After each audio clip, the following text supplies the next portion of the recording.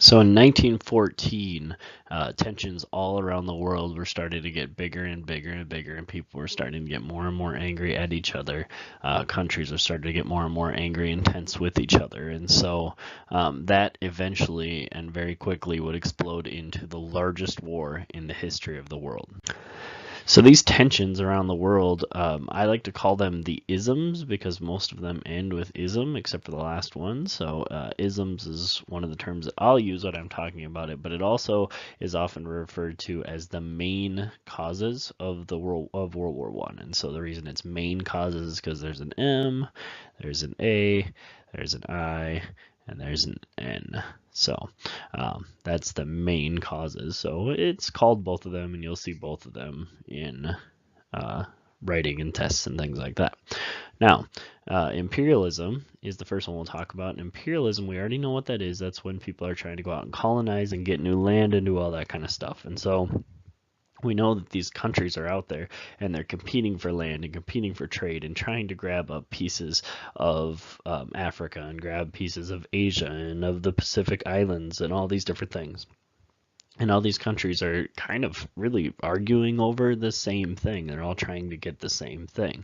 And France and Britain had been around for a really long time and had been doing this, but the Germans were kind of new to the game. So the France and Britain kind of didn't trust Germany in what they were doing. They didn't like the way that Germany was trying to take all of these same countries as well. Now, the second tension that started to bring it up was militarism, and militarism is just trying to build up and glorify your military. So you want the biggest military that you possibly can have, and you want to show it off every single second that you can. So there, a lot of the parades and things like that would just be marches of the military. They'd have tanks involved. They'd have all of their firepower showing in the parades just around town. And so it's like the guy that's got really big muscles. He's trying to show off. He's trying to keep people away from wanting to fight him. Okay, he wants to show what he's got. So it's for both self-protection and taking care of yourself, but also for that glory aspect. People were getting their militaries to the point where they were way too big. The third tension was caused by nationalism, and nationalism is, it sounds like it's pride in your country, but a lot of these countries had a whole bunch of different regions in them and a whole bunch of different ethnic groups, these empires. And so people were, or had a lot of pride in their own region, in their own ethnic group, not necessarily in their own country.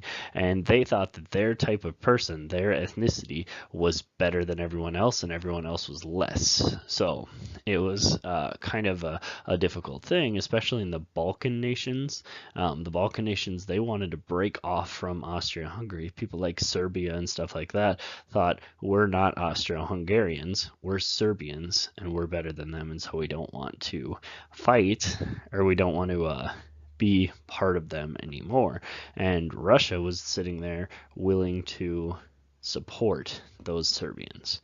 Okay, now so the entire area was just a powder keg, just waiting to explode. The alliance system is the last one, and the alliance system is that countries started to say, oh, well, you're my friend, so let's make an alliance, and let's say if you get attacked, I'm going to help out. And so fighting between two different groups became this huge fight between two different countries could turn into a huge fight involving 30, 50 countries, and the whole world could get involved in it very quick with all of these alliances that were being made.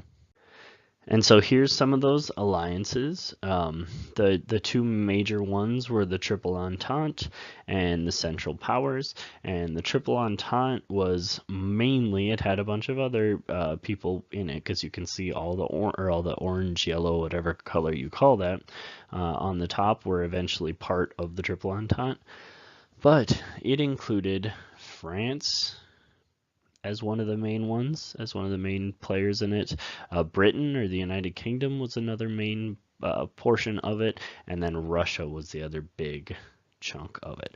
Okay, and so those countries were the Triple Entente, and the Triple Entente, we kind of think of them, because America eventually will join them, as kind of the good guys. Okay, and then Central Powers were Germany and Austria-Hungary, and then this whole area down here was known as the Ottoman Empire. Okay, so the Ottoman Empire, Germany, and Austria-Hungary were all part of it. So you can see how this, these two groups being against each other, if one fight starts between any two of these, it brings at least all 6 of these countries into a massive war. And then their allies would join, and it just becomes a bigger war and a bigger war and a bigger war. And so these alliances are the major ones of World War I. And so all of these things kind of turned into this big explosion in Sarajevo, Serbia, on June 28th of 1914. Archduke Franz Ferdinand, the son of the leader of Austria-Hungary, the heir to the Austria-Hungary leadership, was in Serbia doing a military exercise where he was kind of examining and checking out the army and make sure it was ready to go when he was assassinated and killed by Gavrilo Princip, who was a Serbian nationalist that did not want to be a part of Austria-Hungary anymore. And so this made the Austro-Hungarians very, very, very mad. And so 1 month later, Austria-Hungary declared war on a section of themselves that was known as Serbia. And eventually it started off with Serbia's ally Russia joined in the war against Austria-Hungary, and Austria-Hungary's ally Germany joined in on that side, and back and forth, and the alliance system ended up bringing more than 20 countries into the war. But at this time, the United States, they were trying to stay out of it, and they were trying to not be a part of this war. They didn't want to take either side, and they did this successfully for quite a while because they just wanted to make money off of both sides. They wanted to sell their goods to both sides and make money.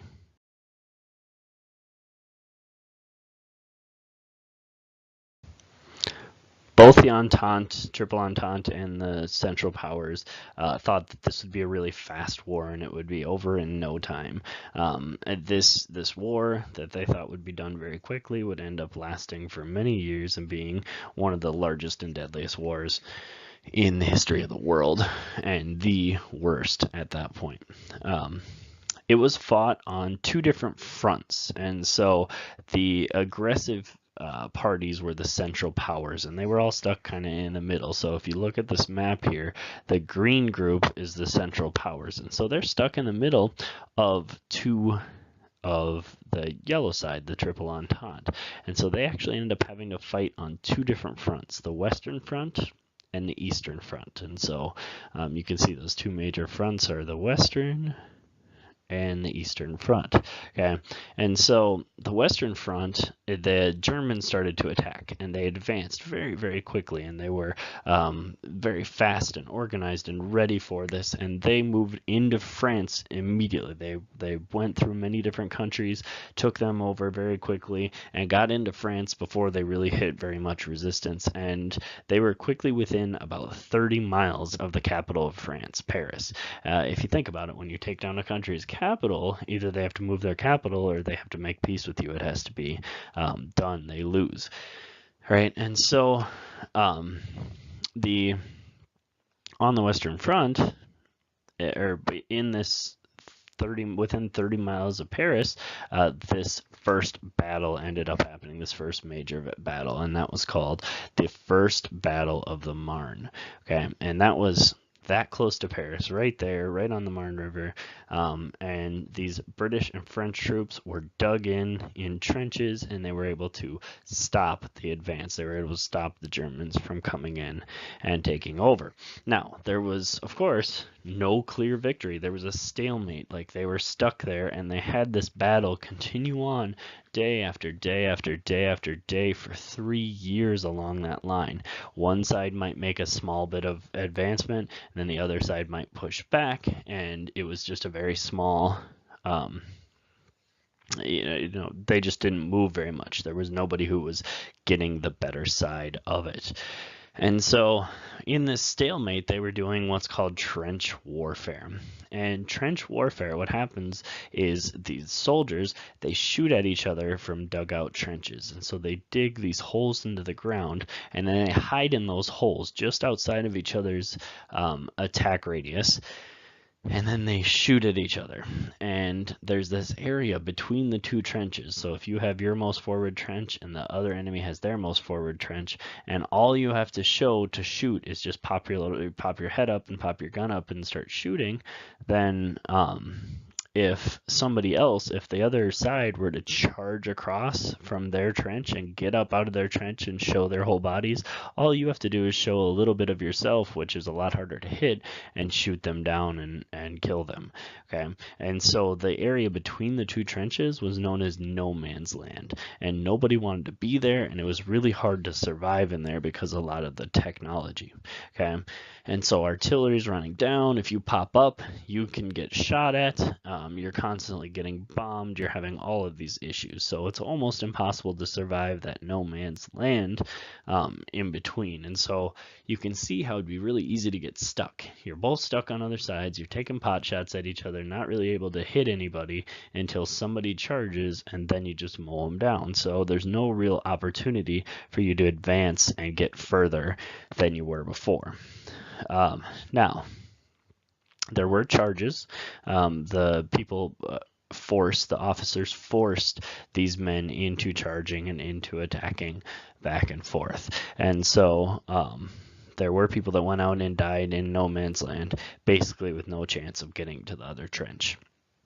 On the Eastern Front, the same type of thing was happening, but this was more between the Central Powers, all of them, not just Germany. Germany was the main people on the Western Front, but on the other side, over here, it was mostly Russia versus the Austro-Hungarians, the Ottomans, and the Germans, all of them together.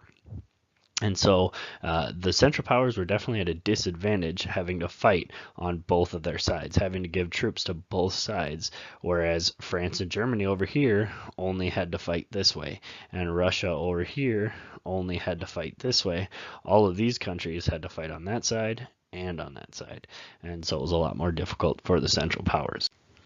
The real reason that World War I was so deadly was because the technology of World War I, there was so much advancement in technology, but there wasn't an advancement in the tactics. People were still acting like they were using muskets and bayonets and things like that, and charging at each other, and really thinking that if you just had resolve, if you were just willing to fight no matter what, then you could beat somebody that had better technology than you. But it wasn't the case. The technology was making war so much deadlier.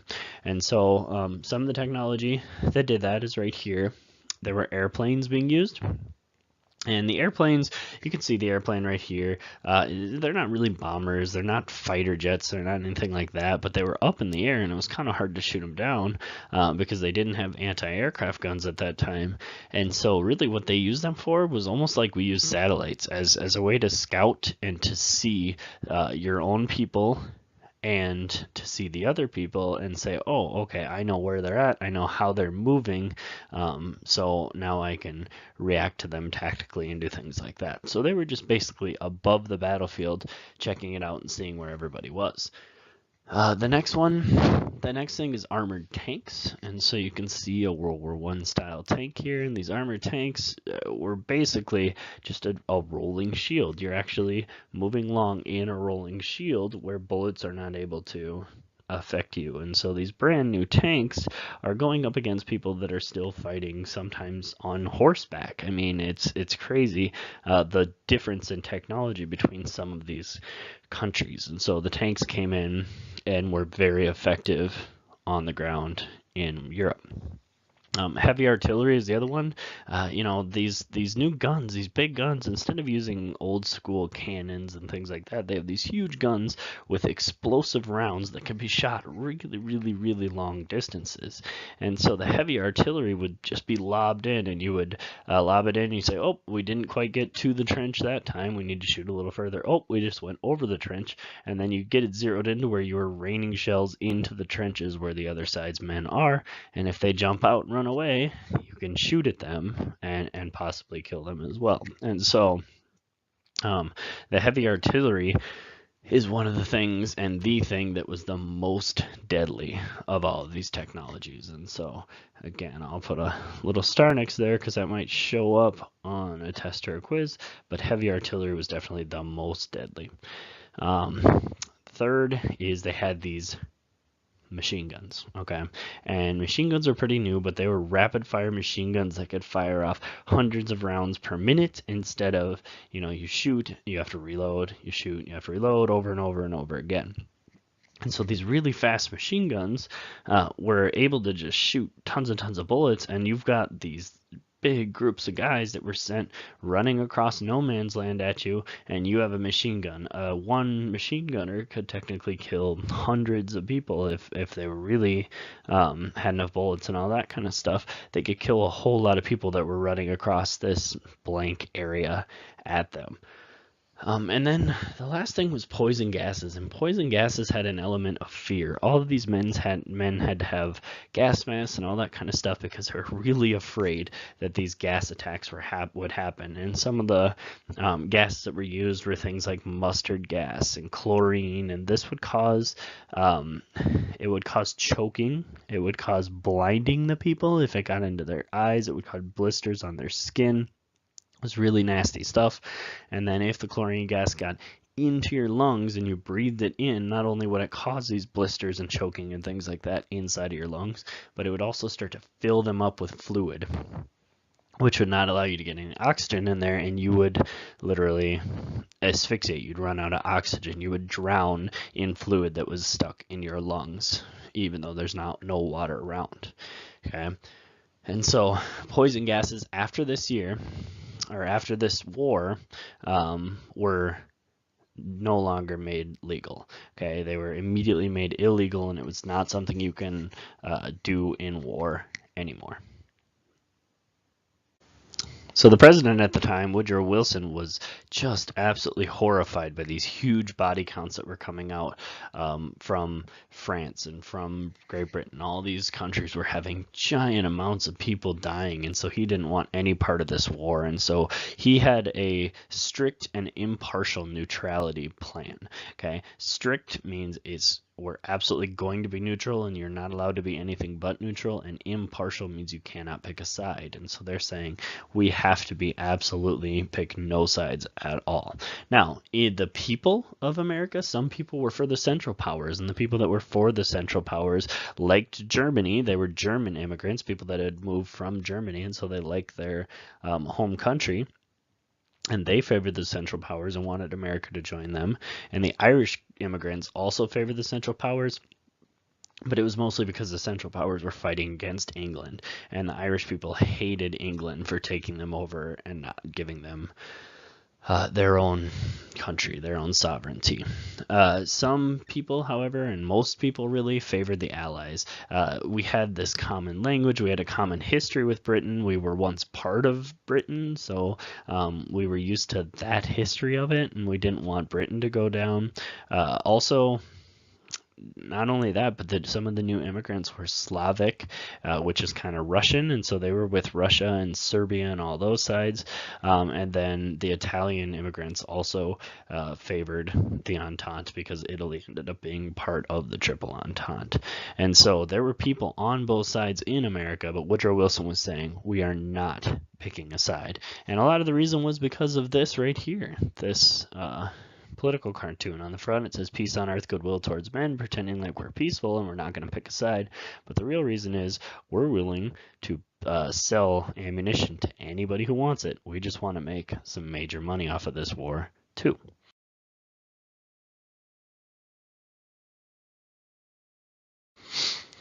Of course, Britain really wanted our help, and they knew we kind of liked them the best, and so they started to spend a bunch of time and money and put it into propaganda. Propaganda is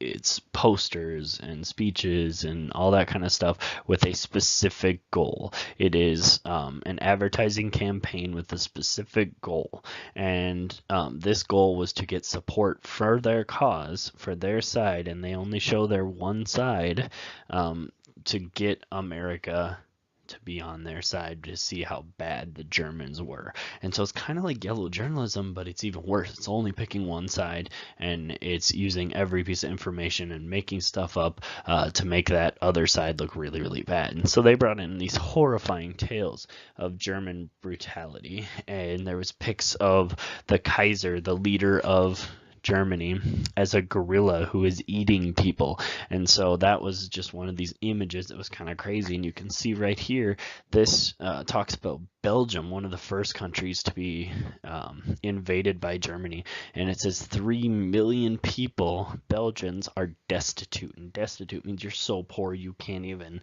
afford to feed yourself. You don't even have food. And it shows this person looking over them and trying to help them out here, and she's talking to these 3 people, and these 3 people down here happen to be a mother and 2 children. And so it's saying there are 3 million people, which is probably too much, probably not really that many people so poor they didn't have food. And it also kind of makes you think, oh, these people that are starving are women and children, making it feel even worse. Okay, and so most of the stuff was made up just to get the Americans to try and join in. The other thing was happening is we were supposed to be selling supplies. We were making a lot of money off of selling supplies to the war. And we were supposed to sell supplies to both sides. We were willing to sell it anywhere. We had to be neutral, right? But we were selling them mostly to the Allies, okay? And so we were giving them loans from banks, and we were giving them best supplies, and we were giving them everything because that's the side that most of the businesses were on. However, it got even worse because the British blockaded Germany. They set up their ships, and they wouldn't allow any ships to come in and sell supplies in Germany. And so it was contributing to the imbalance, right? It was getting even worse to where Britain was getting all of the goods. And Wilson was not really cool with this. Woodrow Wilson, he said, we need to be neutral, but we'll agree to your thing, Britain, and we won't try and break through your blockade or anything, but you have to buy more stuff from us. And so the fact that they now had to buy more stuff to us made the imbalance even more. And we were essentially supplying the Triple Entente the whole time, and the Central Powers were getting nothing from America. Germany, of course, wanted to do the same thing. They wanted to set up a blockade of Great Britain. The problem is they didn't have enough regular ships to set up a whole blockade of Great Britain or of the Entente powers, but what they did have is U-boats, and U-boats were submarines. You can see an old school U-boat right here. And what happened there is they said, okay, we don't have boats to set up to warn you ahead of time, so we're just going to announce to everybody that if you are trying to go in with war supplies to France and Britain, we're going to shoot you down. Okay, we're going to shoot down ships that are trying to go to France or Britain with war supplies in February of 1915. And so the Lusitania, which is pictured right here, was a British passenger ship. And this British passenger ship was going through, and it was sunk really close to the coast of Ireland. And it was sunk by one of these U-boats who was setting up a blockade. And people were really upset because it was just a passenger ship. It was a cruise ship. What did they have to do with the war at all? And about 1,200 people died, and about 128 of them were Americans. Okay, and of course, when there's a whole bunch of Americans that die in an act of war, that's going to bring us closer to the war. It's going to want to bring us in. And so the Americans were super angry about it, and they were trying to get their president to join in the war and all that kind of stuff. But Germany said, hold on. There was ammunition hidden down in the bottom compartments. Yes, there were people on it, but they were actually trying to move ammunition past our U-boats so that because they thought, well, we won't shoot it down if there's people in it. And so Germany said, okay, we don't want to fight. This is it. Here's the new deal. We will not shoot any more neutral ships or passenger ships. Okay, because they really didn't want America, another big country, involved in a war against them, because there was pretty much no chance that they could win if America got involved in the war. So the Lusitania was one of the things that brought America right to the edge of war. So Woodrow Wilson had to get reelected during this time in American history, and so he was running for reelection. He was calling for peace without victory. That's what he wanted, was peace without victory. And he's basically saying both sides just need to quit fighting this stupid war, and nobody wins, and nobody gets anything out of it. We all just go back to like it was before. And the reason he said this is because that war was so bad and so many people were dying. He said it just needs to end. It needs to end right now, or it's going to last forever. And way too many people are going to end up dying. But at the same time, Germany was already breaking their promise to us, and they were attacking anything with their U-boats. They were attacking passenger ships and American ships and neutral ships and all these different kinds of ships. They were just attacking them whenever they wanted. And so in 1917, we stopped talking with Germany. We cut off the peaceful diplomacy with Germany and said, it's too much, we're not going to mess around with that anymore. It doesn't mean we start a war with them, but it means we're no longer friends with them at all. And then the next kind of domino that fell was the Zimmerman telegram. And the Zimmerman telegram was sent from Arthur Zimmerman, who was a German man, one of the top government people, and he sent a telegram to Mexico, and the British intercepted this telegram and they gave it to the Americans to see. And essentially what this telegram says, and you can read it right here, okay, it says that it wanted Mexico to join Germany, and if Mexico joined Germany and fought against America, kept America busy in America, then when Germany wins in Europe, they would bring troops over and defeat America, and they would help to get back the countries that we had taken during the Mexican-American War, New Mexico, Texas, Arizona, okay? And this was a big slap in the face to Americans. Now the Germans were trying to get the first hit in, and the Americans got very, very angry, and all around America, people started to yell for war and call for war. That's what they wanted.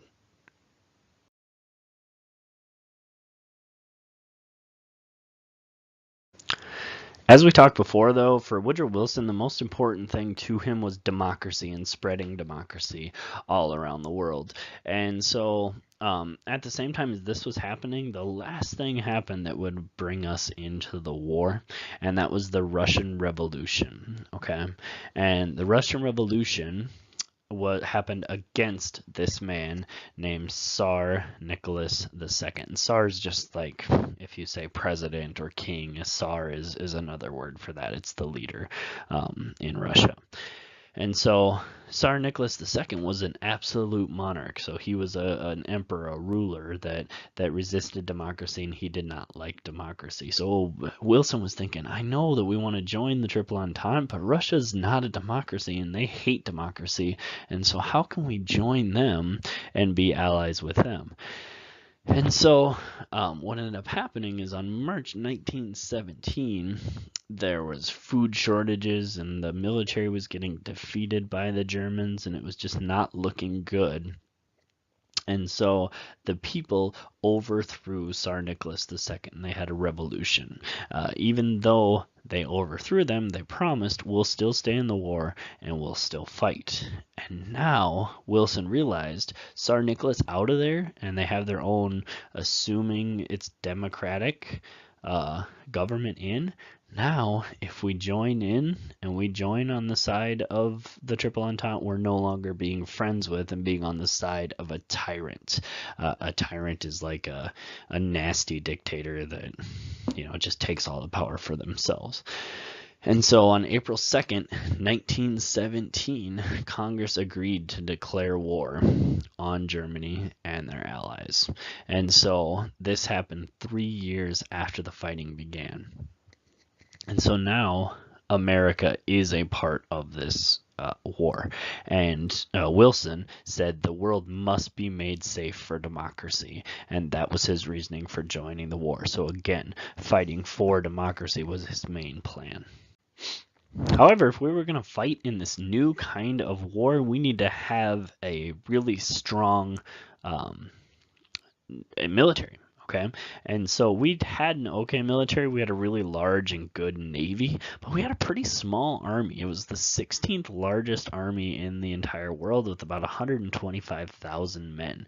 And so we realized our country needs to get a bigger army and prepare them and be ready to go to war really quickly, because if we don't get over there and stop Germany from steamrolling all these other countries, they're going to lose before we can even help them out, and then it's just us against everybody, or against Germany. And that's a lot closer fight than if we have these other countries on our side. And so they had to grow the army. So they started out the Selective Service Act, which is the draft, because there were volunteers but not enough volunteers to join in.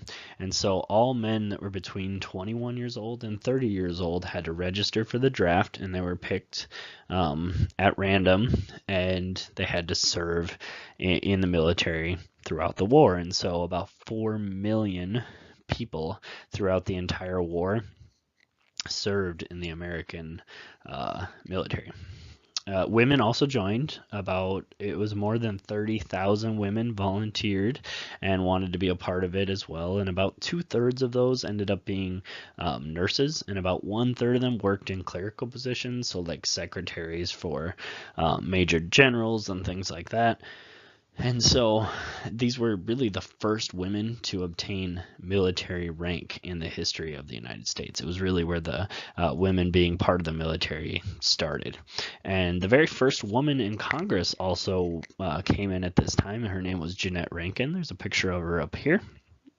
And Jeannette Rankin, being the first female in Congress, she ended up actually, when they voted to declare war, she voted against it, because she says, as a woman, I can't go to war, and so I refuse to send anyone else. She didn't want to put other lives at risk. If they wouldn't let her go and fight, then she can't vote yes for something that will send a bunch of other people over, potentially to their deaths. So the army was diverse, as America was pretty diverse, and so African Americans were also part of this army. And throughout the war effort, about 380,000 African Americans volunteered. They had to fight racism, and they were fighting racism in their everyday lives, and there were there was problems and segregation and all of these things we've talked about before, that they were trying to fight through and trying to get equal rights as white people. However, one of their main leaders, W.E.B. Du Bois, he said this, and it's a really interesting quote. He said, "Let us, while the war lasts, forget our special grievances and close ranks with our fellow citizens." So basically saying the war is more important than the equal rights movement. We need to win this war, otherwise there will be no America for us to have equal rights in. And so the racism that happened continued in the military, and most of these men were given non-combat duties, so they were not allowed to actually go out and fight. And so they worked in the kitchens, they worked in loading things and unloading, and they worked in construction.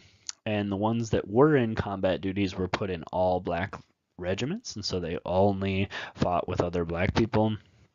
And so about 10% of them saw combat, and this picture is of the Harlem Hellfighters, which are one of the most famous groups that fought, the most famous African American regiments that fought in World War I. And so the other thing that was really needed to happen at this time is most of the people that were in the army and being part of the army were poor rural people, and they were illiterate. They didn't know how to read, they didn't know how to write, they didn't understand a lot of things, and so the army had to teach them all kinds of stuff. And it really helped educate America at this time, because they had to teach tons and tons of people how to read, how to write, so that they could take their orders, understand their orders, write their orders. They also had to teach them how to eat right, and they gave them 3 square meals a day, and gave them all the nutrition advice so that they could be healthier people, even down to the point where taking baths every day and staying clean to keep your health was another thing. That personal hygiene was necessary to teach them as well, and it also taught them this strong idea of patriotism, to fight for America, that America is something worth fighting for.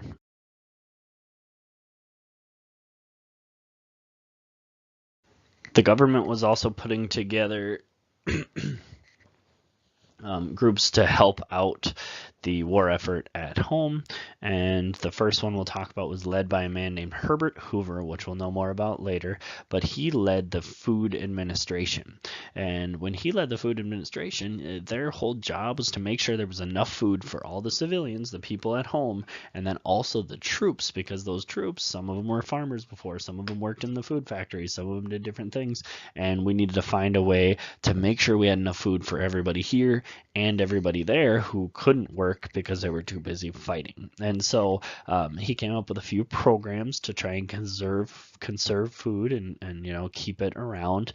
And he came up with wheatless Mondays and meatless Tuesdays. So you wouldn't eat anything that contained wheat on Mondays, and then all of that's 1/7 of the wheat that we normally eat could go to the troops. And then meatless Tuesdays, if you just went vegetarian for one day, then all the meat we would normally eat on that day could go to the troops and they could help out. And they also encourage people to create victory gardens. And victory gardens are gardens that would help us reach our victory by allowing us to have extra food. If everybody just grew a little bit of vegetables in their own yard and came up with their own garden, then we'd have extra food because you could eat some of that, and some of the food you normally buy from the store could go to the troops. And so those were a couple of the ideas that he had that really worked pretty well to keep our food moving. Now, the War Industries Board, their job was to manage the shift from regular production to war production. So change those groups or those factories over from making washers and dryers and turn them into factories making tanks and bullets. Okay, and so they were in charge of making sure we had all the resources we needed and they were being used appropriately. And so they told all the different manufacturers and companies, they said, this is what you're going to make, this is how much you can charge, and this is how we use these scarce resources. And for example, they said, we're not going to make any more tin toys. We're not going to make any more metal toys because that tin and metal can be used for tanks and guns and things like that. And so that was also a big part of getting the country ready. And while these white people, these white men, were getting drafted and having to go over and fight and having to train and do things like that, their jobs, their factory jobs, were just left empty. And so what happened is African Americans and women stepped into those jobs and kept the country running while the white men were away at war. So the next thing, or the last thing that they had to do was get everybody on board and get all the Americans to want this war to happen and have a good idea of it. And so they wanted to create patriotism. They wanted to create this idea that America was right in going to the war and pick the right side.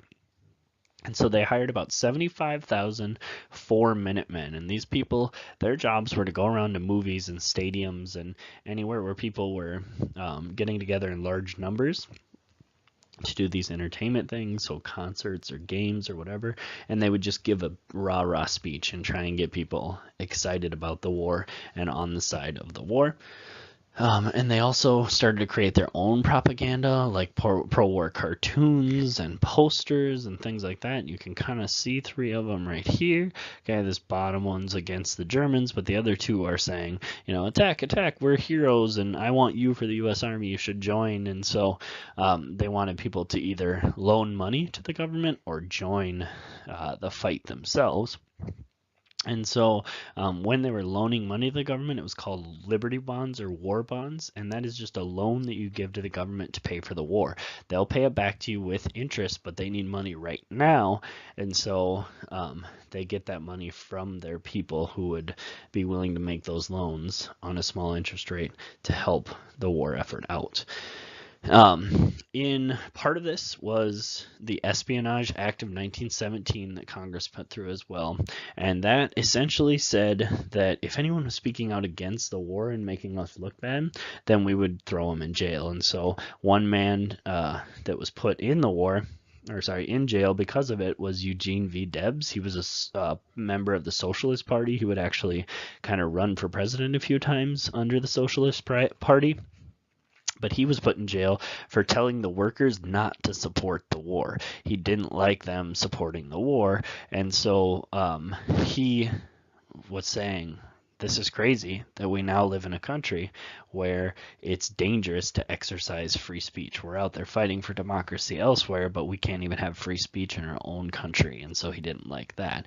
But he did go on to be that candidate for president later on in his career. So there was also a really nasty anti-German sentiment. You can see some of the cartoons here that were happening. These two devils, one of them has a German helmet on, and they're saying, oh, look at this, this is so great, this is what we've killed, this is our monthly report, we've killed 164 babies and 178 children and 292 women, and talking about that and how it's a good month's business to kill all those people. And so the anti-German sentiment, people started to hate the Germans, and so they changed the name, like sauerkraut, they changed into Liberty Cabbage, and German measles was the name of a disease, and it was turned into Liberty Measles. And, they basically didn't allow people to speak German language. They took it out of schools and things like that, and they just were completely anti-German at the time.